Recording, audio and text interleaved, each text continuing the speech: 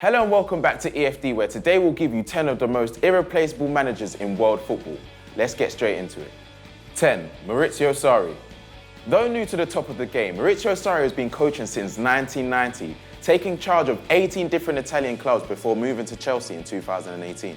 It took his spell at Napoli to bring him to international attention, and though he didn't win a trophy at the Stadio San Paolo, his side lost just 13 games in 3 seasons, the same number as Juventus in that period. Napoli also outscored Juve in 2 of those 3 campaigns, netting a total of 251 in 114 matches. But they weren't only an attacking powerhouse, as they conceded under a goal a game for the duration of Sarri's tenure, all while playing a fluid brand of passing football which won over the neutrals across Europe, with Pep Guardiola labelling their style of spectacular and claiming that they were perhaps the best team he has ever come across. Sadly, Sarri's achievements were not rewarded with a league title, but his huge 66% win ratio saw him recognised as the best coach in Serie A in 2017, and a switch to Chelsea where he will finally have the budget to match his ambition. Time will tell whether Carlo Ancelotti can build a partner-pay team to rival his predecessors.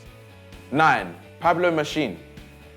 At 43-year-old, Pablo Machin is one of the brightest young coaches in La Liga, and he can take full credit for getting himself there. The Spaniard, who previously played for and managed his home club Numancia, took charge of Girona in 2014, getting the job in March with the club rock bottom of the Segunda League in 22nd place. Machin managed to save the Catalan outfit from the drop, ended the season in 15, and the next year they flew up to 3rd, taking 31 points more than in the previous campaign. 2 years in a row, the side made the playoffs but failed to win promotion, and then in 2017 they came 2nd and earned a place in La Liga for the first time in their history. With Machin blending veteran journeymen and talented youngsters from parent club Man City, the White and Reds finished 10th in their maiden venture into the big time, outscoring 11 other clubs. But their success came at a price. In May 2018, Machin was appointed as Sevilla manager, leaving Girona after 4 years. We'll find out if he's truly irreplaceable in 2019. 8. Sean Dyche. After the departure of Arsene Wenger, Sean Dyche is now the 2nd longest serving manager in the Premier League and the 5th longest serving in the whole of the English professional league system. At Burnley since 2012, Dyche has overseen 2 promotions to the top flight, meaning that of the 5 seasons the club has spent in the first tier since 1976, 4 of them have come under Dyche. A former defender with Millwall and Watford, Dyche won 4 promotions as a player, and his success as a coach has been founded on a solid rearguard. In the Ginger Mourinho's 2 full championship campaigns, the Clarets have allowed under 0.8 goals a game, and overall Burnley have conceded 279 goals in 252 league matches with Dyche at the helm. And that's remarkable given their meagre resources compared to the Prem rivals, with the Turf Moor side boasting the lowest wage bill in the league. Despite persistent rumours of interest from wealthier clubs, it seems that Dyche will continue to build his pound shop Atletico Madrid in Lancashire for the foreseeable future. 7. Pep Guardiola. Perhaps it seems obvious that Pep Guardiola is difficult to replace, but the Catalan's free spending and occasional arrogance has seen him become underrated in some quarters. In 9 seasons as a first-team manager, Guardiola has won 7 titles and lost just 28 league matches out of 332, winning an incredible 253. Guardiola undeniably took over a solid City squad and has spent more than £500 million on strengthening the team, but his achievements are still amazing. City took 100 points in the 2017-18 season, making them the first side to do so in the Prem, and only the 8th team to ever become the Centurions in European top flight. In the process, Guardiola became the first manager to do it with 2 clubs, and his side also set benchmark for wins, goals scored and goal difference, smashing 11 records in total. Meanwhile, Barcelona have gone through 4 managers in 6 years since Guardiola left, and Bayern are on their 3rd in 2 seasons. Fortunately for City, their coach seems to be staying in Manchester for a while yet, signing a new contract that will keep him at the club until 2021. 6. Jose Mourinho.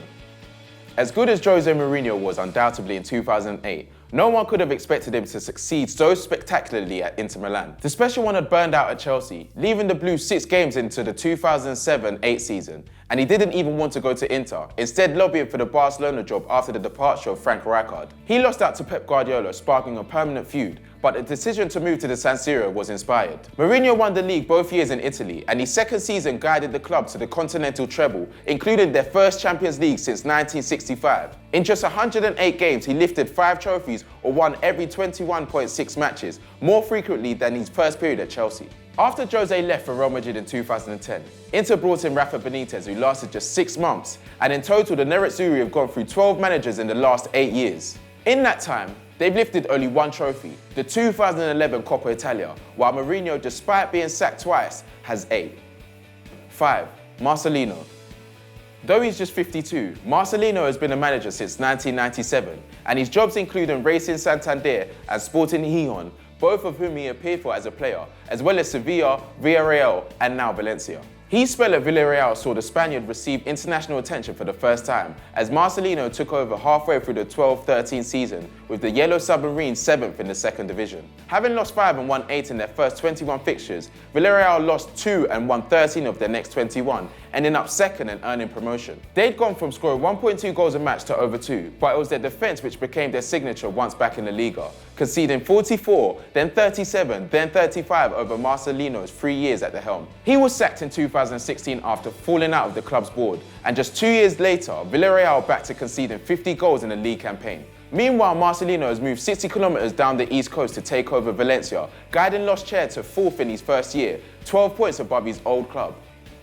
4. Simone Inzaghi. Despite having a squad valued at £180 million less than Inter Milan, Lazio pushed the Nerazzurri all the way for Champions League qualification in 2017-18. It showed the club's progress under Simone Inzaghi, with his stewardship from 2016 to 2018 representing the first time the side has improved its points tally 3 seasons running since 1997 to 2000. And that culminated in the Eagles winning the title for just the second time in their history. Last season, Lazio earned as many points as they did in that historic campaign. And the last 2 years have also been their most prolific in Serie A, with 89 goals in 2017-18 leading the division. And Inzaghi hasn't had huge sums to invest. At the time of writing, the Italian has run the club's transfer at a profit every year, with his sales bringing in £43.6 million more than he has spent since arriving at the Stadio Olimpico. That's thanks to his ability to get the best out of his underrated players like Lucas Leiva and Luis Alberto. The only concern for Lazio fans has to be what will happen to their side when bigger team poaches their brilliant coach. But with Inzaghi making over 200 appearances for the Bianco Celesti as a player, he'll be hard to get out of Rome. 3. Mauricio Pochettino. While Tottenham were always good fun under Harry Redknapp and AVB, the club was always a bit of a joke. Spurs were renowned for falling to pieces when the pressure was on, hadn't finished above rivals Arsenal since 1995, and had only played Champions League football in a single season. Pochettino changed all of that, turning the team into a disciplined and resilient pressing machine, with the help of some savvy transfers and promotions from the youth squad. With Harry Kane leading the line, Spurs finished 3rd in 2016, the first time they had reached that position since 1990, and then came 2nd in 2017, a feat unseen at White Hart Lane since 1963. Previously inconsistent players like Kyle Walker, Moussa Dembele and Jan Vertonghen became stars, and Tottenham have conceded 150 goals in 152 games under the Argentine, having the Prem's tightest defence in 2 of the last 3 seasons. With Real Madrid and former club PSG always on the lookout for new managerial talent, it is surely a matter of time until Poch hands in his resignation. But the chances are that Spurs will never be as good as they've been under him. A major trophy would be the perfect end to their joint story. 2. Julian Nagelsmann. As boring as it is to talk about Julian Nagelsmann's age, the manager was born in 1987 and is younger than Jan Vertonghen and Cesc Fabregas. A former player who saw his career held by knee injuries, Nagelsmann got his start in coaching under Thomas Tuchel at Augsburg, before taking his reins at Hoffenheim's under-19s at 25. Nagelsmann was promised the first-team job for the 2016-17 season, but began 6 months earlier after the shock departure of Hugh Stevens for health reasons. Hoffenheim was 17th for 7 points from safety, but with 7 wins from 14, they avoided relegation by a point. However, Nagelsmann still had a few tricks up his sleeve. That summer, he turned a £30 million profit in the transfer market, but still reached 4th place and the Champions League the following campaign, following that up with a 3rd place the season after. Having been linked with Bayern Munich throughout his stay at the club, the Bavarian was passed over the position in favour of Niko Kovac, and instead will take charge of RB Leipzig from 2019. With even greater financial backing that he's enjoyed from Hoffenheim's billionaire owner Dietmar Hopp, Nagelsmann can finally break Bayern Munich's stranglehold on the Bundesliga. 1. Adi Hütter. At number 1 is the new Eintracht Frankfurt boss, Adi Hütter. The Austrian has slowly climbed his way up to the Bundesliga, originally impressing in his homeland with Brüdig. In 2012, Hütter got the Minnows promoted to the top flight, before taking them to a Europa League spot for the following campaign. Once he left, they were relegated within 2 years, while Hütter, who had moved to RB Salzburg, won a domestic double.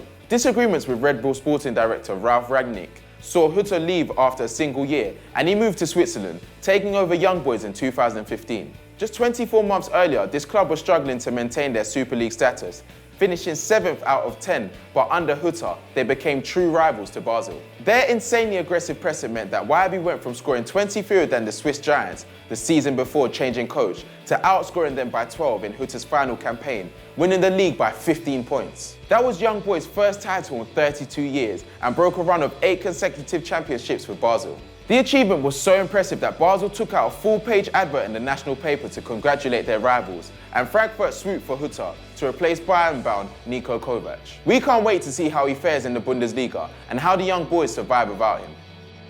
So that was our 10 most irreplaceable managers in football today. If we missed anyone out, comment below. And if you like what you saw, go and check out Football Monday L or Stat Wars the Champions. And as always, like and subscribe.